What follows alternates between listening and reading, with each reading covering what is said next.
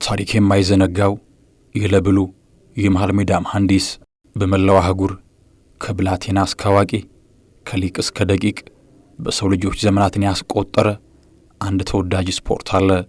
ተገማች ያልሆነ የሐሳብ ርቀትን በሜዳ ላይ የሚያሰፍር በሜዳ የስዕል ሸራ ጥበብን የሚያስጌጥ ግሩም የቲያትር መድረክ እግር ኳስ። ታዲያ የዚህ ዘርፍ ዋነኛ ተዋናይ ተጫዋቾች ናቸው።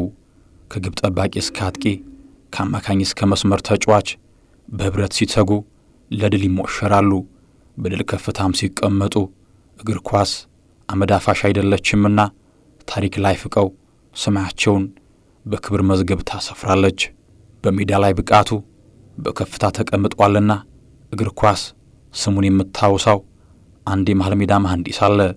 የለብሉ የአማካይ ስፍራ ዘዋሪ አማዱ ጀልቲጋና በ1960 ነጻነቷን እስክታውጅ ድረስ በፈረንሳይ ቀኝ ግዛት ስር የከረመችው ማሊ እንደ ማዲቦ ኬታ፣ ኦሙሳንጋሬ፣ ማንሳ ሙሳ፣ አሊ ፋርካ ቱሬ፣ ሳሌፍ ኬታ አይነት ተጽዕኖ ፈጣሪ ሰዎችን ከማህፀኗ ፍልቃቄ የተገኙ ናቸው።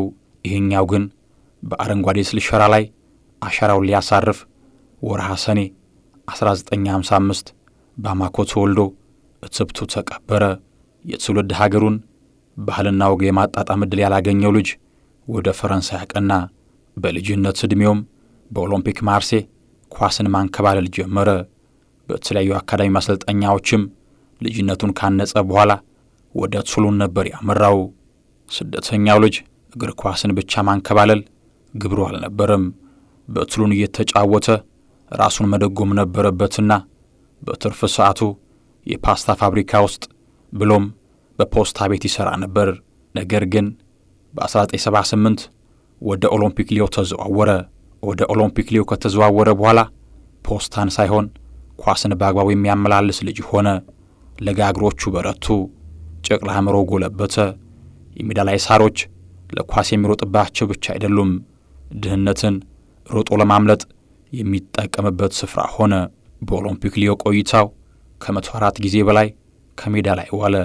የባማኮ ስደተኛ ሰው የከፍታን እርሾ አሳይቷልና ወደ ቦርዶ በ4 ሚሊዮን ዶላር ተዘዋወረ። ያኔ ነው የእግር ኳስ ወዳጅ አይኖች እሱን ለማየት የተገለጡት። በመታተርና በአይደክሜነት የመሃል ሜዳ ሞገስ ሆኖ ብቅ አለ። በኖንት፣ በሲንቴቴ፣ በስታድ ደ ሬንስ እንዲሁም በኒስ በተደጋጋሚ እየተቀደመ የፍራንስ ሊግን ዋንጫ ያጣው ቦርዶ የአንድ ጎልማሳ ዕድሜ 33 ዓመታትን ለሊጉ ክብር ባይተዋር ሆኖ ቆይቷል።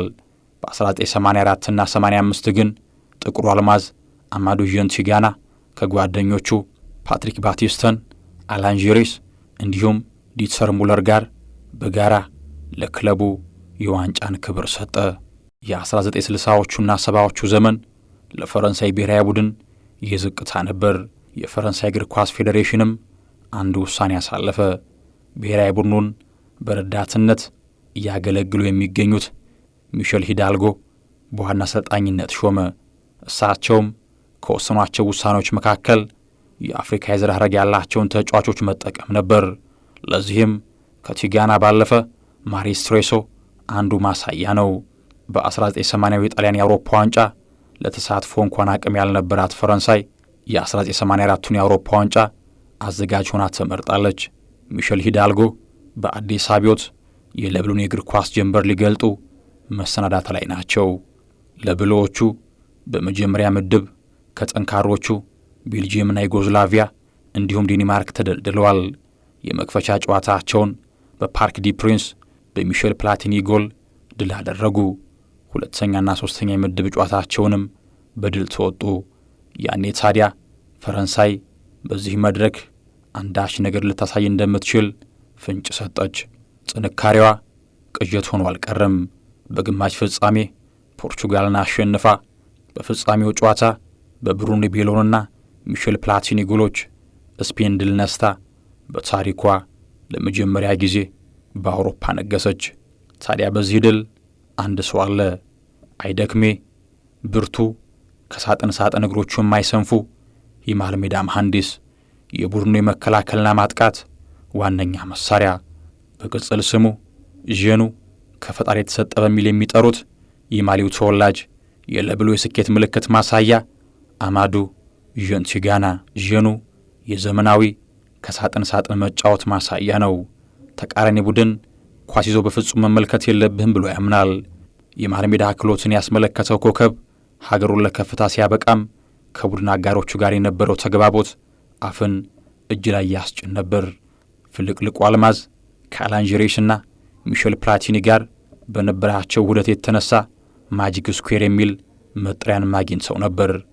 የፈረንሳይ ዘመናዊ የመሃል ሜዳ መዘውር ጠንሳሹን ቲጋናን የተመለከቱ የዚህ ዘመን የፈረንሳይ የመሃል ሜዳ ፈርጦች እንጎሎ ኮንቴ፣ ብሌሲ ማቱዊዲ፣ ሳንጉኒ ዶምበሌ የሱ የንድፍ ማሳያ ናቸው። በከፍታ ዘመኑ ከእንግሊዝ ቶተንሃም ስፐርስ የዝውውር ጥያቄ ቢያቀርብለትም ለክለቡ ታምኖ መክረሚያውን ቦርዶ አድርጓል። ከቦርዶ የ8 ዓመት ቆይታ በኋላም ወደ ሌላኛው ታሪካዊ ክለብ ኦሎምፒክ ዲ ማርሴ ተዘዋውሮ 2 ዓመታትን አሳልፏል። በተጫዋችነት ቆይታው በቦርዶ 3 ፈርስት ዲቪዥን ዋንጫን ሲያሳካ በኦሎምፒክ ዲ ማርሴ 2 ጊዜ ለሊጉ ክብር በቅቷል። ከፈረንሳይ ብሔራዊ ቡድን ጋር የ1984ን የአውሮፓ ዋንጫ ከፍ አድርጎ ሲስም በ1986 የሜክሲኮ የዓለም ዋንጫ ከሀገሩ ጋር 3ኛ ደረጃን ይዞ አጠናቋል። የዘመን ጅረት በፈሰሰ ቁጥር ዕድሜ ይነጉዳልና እግሮች ኳስን ለመቀኘት ሲሰንፉ ቲጋናም ጥሩ አሰልጣኝ ሆኖ ብቅ ብሏል።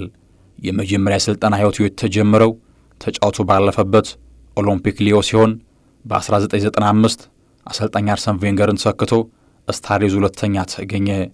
በ1997 የውድድር ዓመት የሊጉን ዋንጫ ሲያነሳ በቻምፒየንስ ሊግ ሩብ ፍጻሜ ጨዋታም እነ ዴቪድ ትሮዝጌት፣ ዊሊ ሳኞል፣ ጅብሪል ዲያዋራን የያዘው የቲጋና ስብስብ ማንቸስተር ዩናይትድን ከውድድሩ ውጭ አድርጓል። በእንግሊዝ ፉልሃም እንዲሁም በተርኪ ቤሽክታሽን እየመራም ስኬታማ የአሰልጣኝነት ጊዜን አሳልፏል። የፈረንሳይ የዓመቱ ምርጥ ተጫዋች፣ የኡንዛርጆ መጋዚን የዓመቱ ምርጥ፣ የባሎንዶር ምርጥ 3፣ የአውሮፓ ዋንጫ ምርጥ 11፣ የዓለም ዋንጫ ድሪም ቲም በግል ክብር ያጌጠባቸው ናቸው። አማዱ ዣን ቲጋና የለብሉ የመሃል ሜዳ መሐንዲስ፣ በእግር ኳስ ላበረከትከው ነገር ሁሉ አመሰግንን። ውድ የእግር ኳስ ወዳጆችም ጆሮና ልባችሁን ስለሰጣችሁን በፈረንሳይ አፍ ሜርሲ ብለን ተሰናበትን።